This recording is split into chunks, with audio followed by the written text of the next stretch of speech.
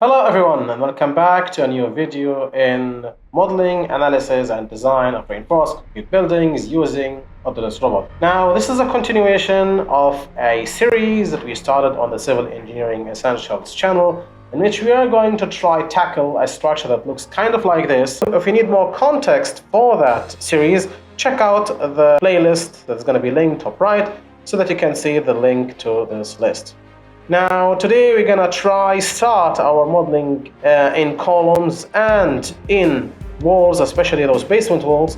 And I want to apologize for the mistake I made last video. Of course, the editor immediately caught me that I have basically chosen the columns in the ground floor, although I mentioned in the video that the basement floor is extending beyond the ground floor, a mistake that I have corrected. With that being said, well, sit back, relax, and enjoy the show.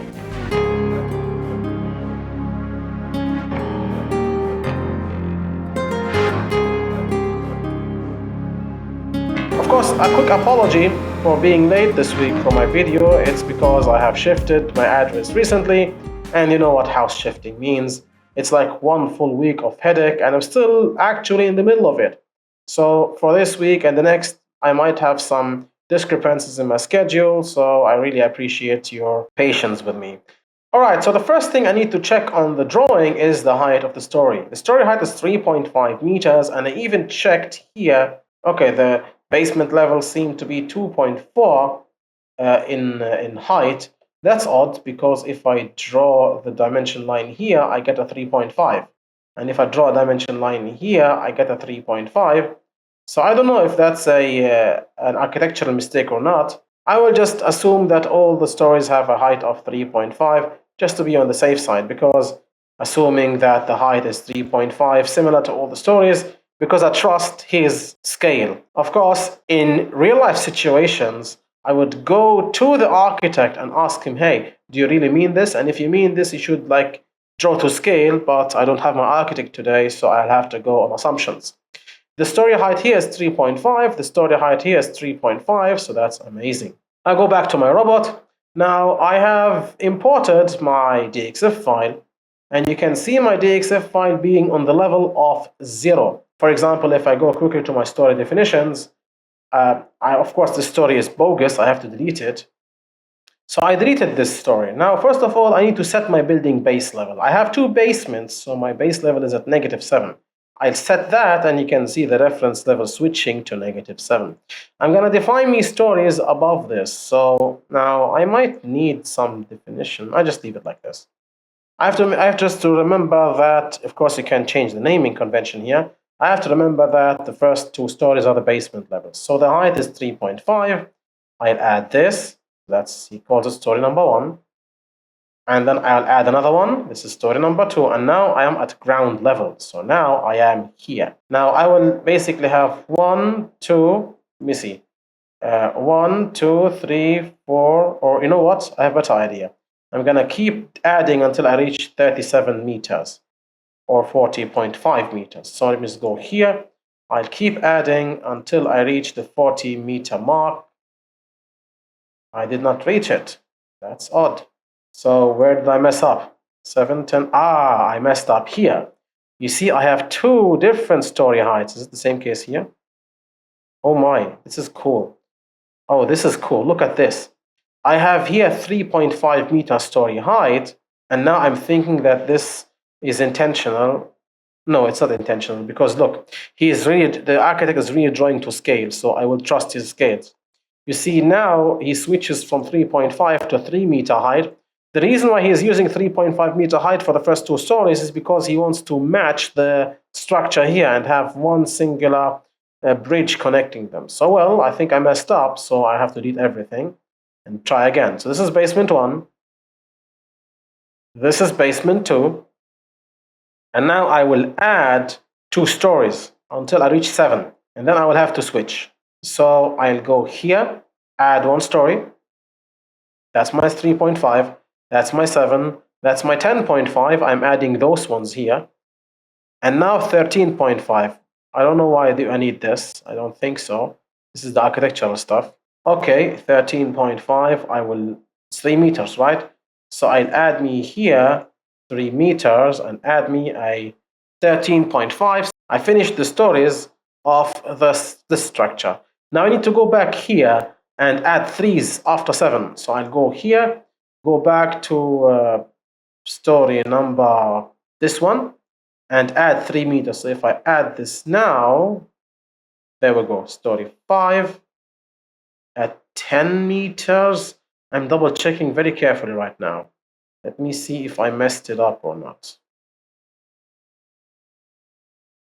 I messed it up. Robot doesn't understand this. Robot doesn't understand. See, it overwrote story 5. So it doesn't work. Okay, different approach. I will add until 7.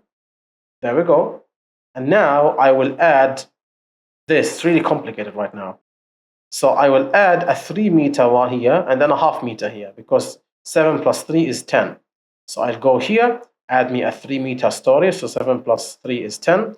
And then I will add me a half meter story. This is going to be bizarre when I basically model my structure. That's going to be really, really awkward.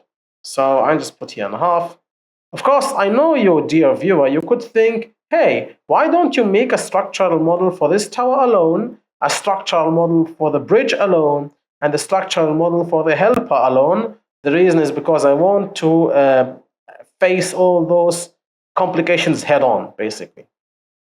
So 10 plus half is 10.5. I think this should be working. There we go. And then I am at 10.5. My next level is at 13. So I need to add 2.5.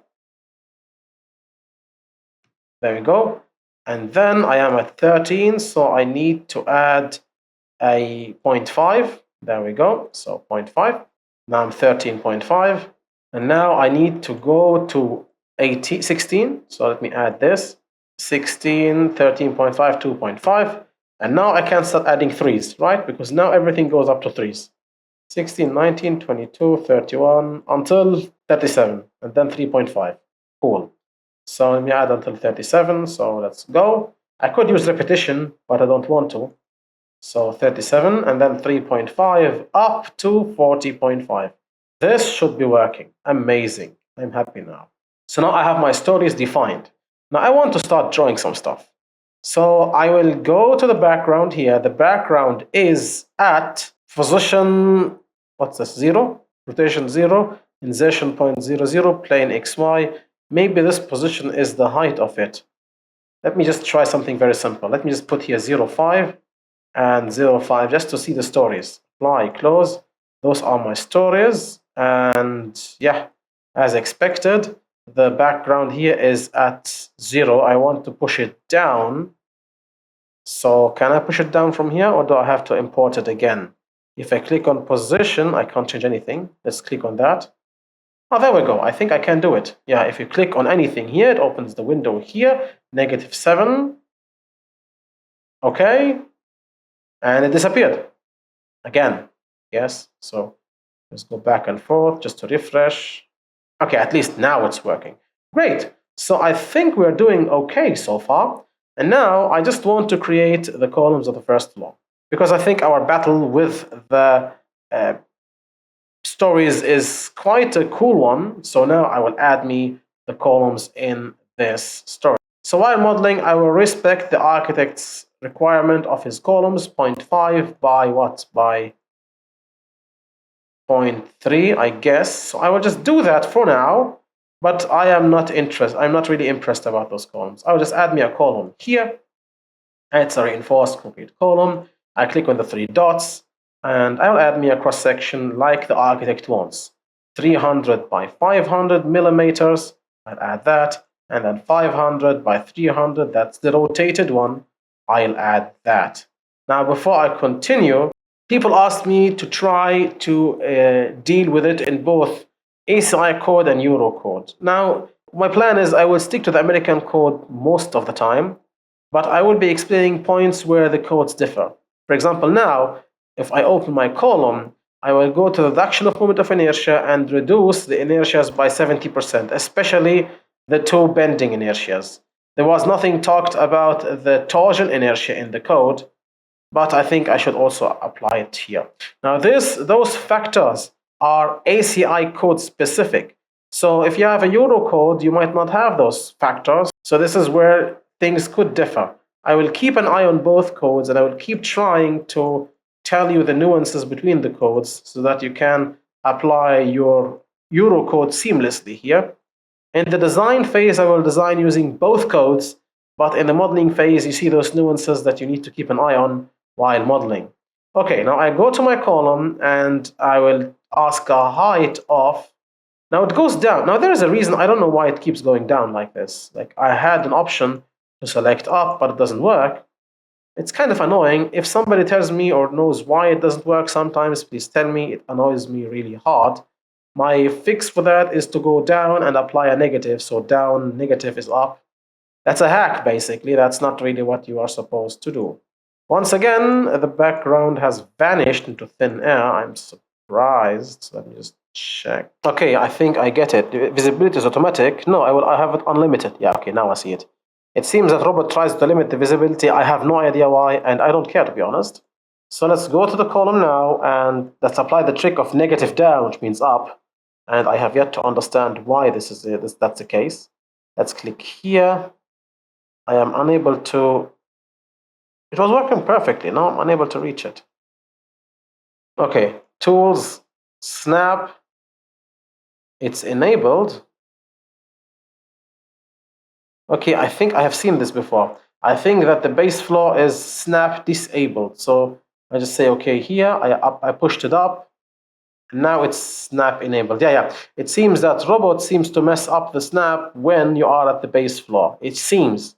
The reason? I don't know. This has to be reported to Autodesk Robot. It messes up its snap when it is in the base level. So what I have done is now I have pushed the DWG background to the 3.5 level negative, and now I'm really drawing down. This is a roller coaster of a video, to be honest. So now I'm drawing down. Now, if I draw down, I should be... Okay, let me just make a box very quickly. Delete all.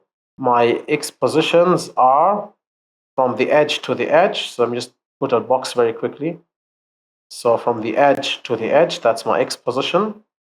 There we go. To the edge, please.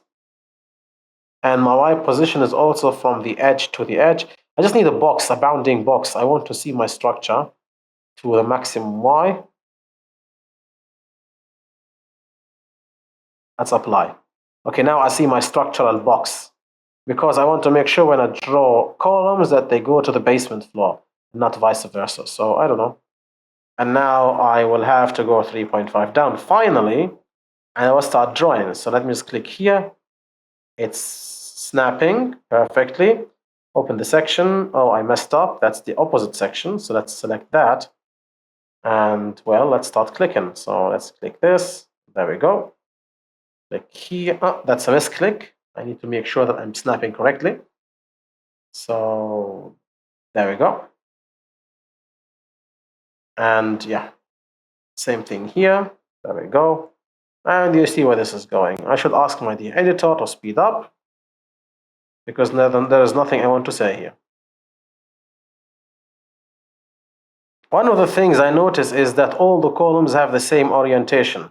Now, this is good in terms of architectural consideration. That gives the structure some sort of uniformity. But from a structural point of view, this is kind of a problematic issue, because we try to keep our columns in both directions to give the stiffness and like an equalish stiffness for the structure against lateral loads. Because if you have all columns in one direction, this would give you a structure that is very powerful in this direction, but very weak in the other direction. So I'm surprised that this is the case. I will have to judge that by the deflections that I will get. So I don't know. I have to keep this in my mind. You see, that's why I told you before, you should have a notebook with you, and everything you have as an idea, you should write down while you are modeling. I'm not doing this because, I mean, I'm here giving a video tutorial, but in real life, if I was gonna do this in real life, I would have my notes ready, and any question I have or any suggestion I would have, that column is too large, any suggestion I would have, I would write on my notebook. So okay, I think we are doing good so far. It seems the column here is different, so let me just check very quickly. This column seems to be smaller. Where can I find it? I can't find it in the ground floor. Yeah, there we go. That's the one. The infamous Junta de Construcción. That's 0.4. And that's what, 0.3? Okay, 0.4, 0.3. So I'll go here, add me a 300 by 400 column. 300 by 400. And I will reduce the moment of inertia. I might forget this in the future because I have so many ideas in my head now. I'm trying to be code neutral. So sometimes my code neutrality kind of makes me forget to reduce the moment of inertia. So if I forget to reduce the moment of inertia, you of course know the drill, so you should be doing that. And yeah, and tell me in the comments if I forget something. I'd be more than happy to deal with it. Okay, so I'm just doing my thing here. Editor is going to speed up again.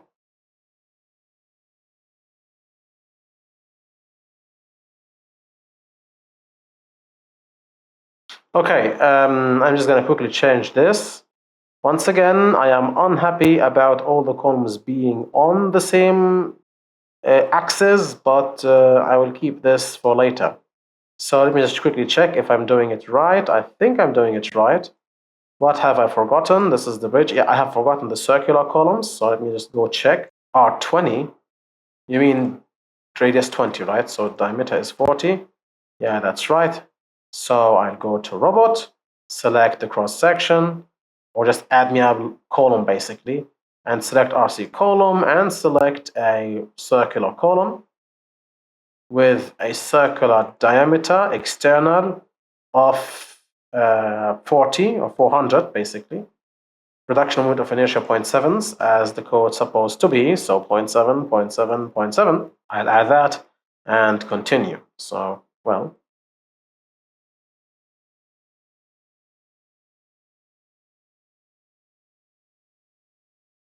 Yep, so far so good. So we have our, there is one missing here. Why don't I have a column here? There is one missing. Ah, see, I even can't connect something here. There is a column missing here. It doesn't make sense. Did I mess up?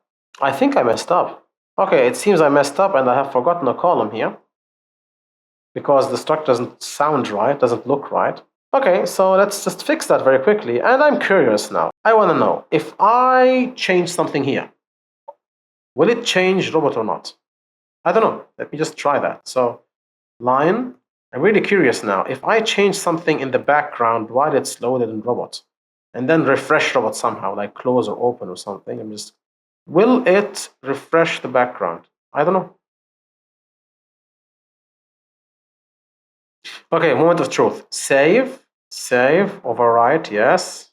Let's close that. No. Going to robot. Cancel this. Wow, look at this. Hey, the file containing the amazing. The file containing background has been changed. Do you want to? Yes.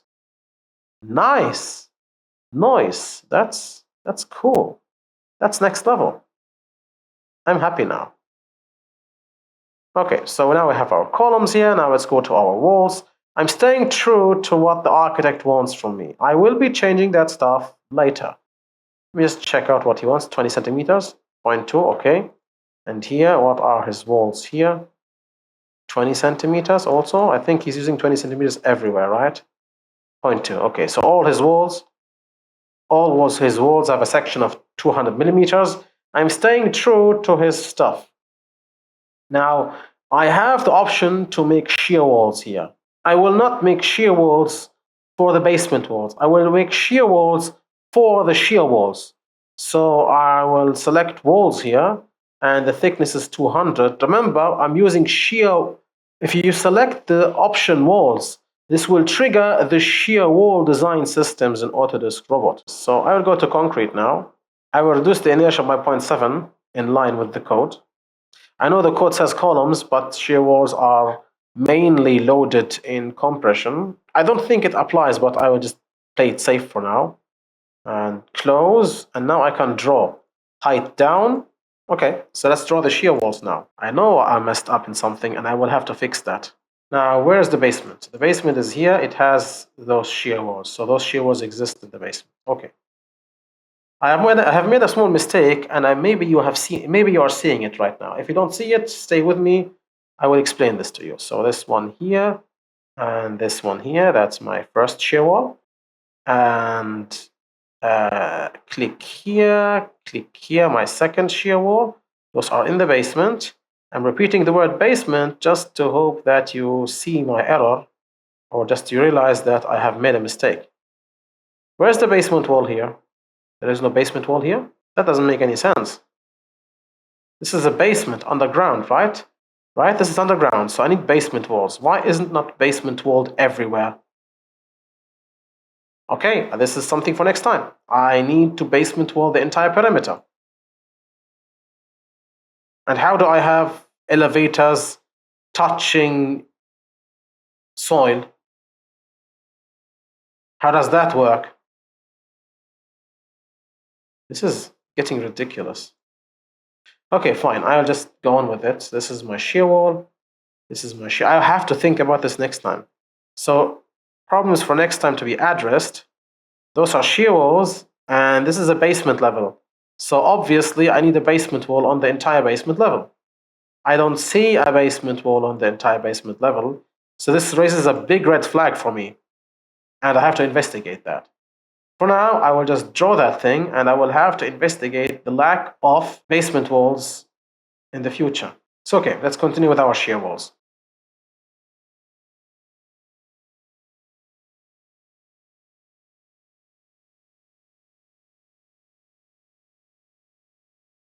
What we have done so far, we have modeled our columns and shear walls, and I need the shear walls here. I have a mistake I will have to do right now once I finish my shear walls, and then I will tell you the plan of the basement wall for the next time, because I need to sit down and think about it.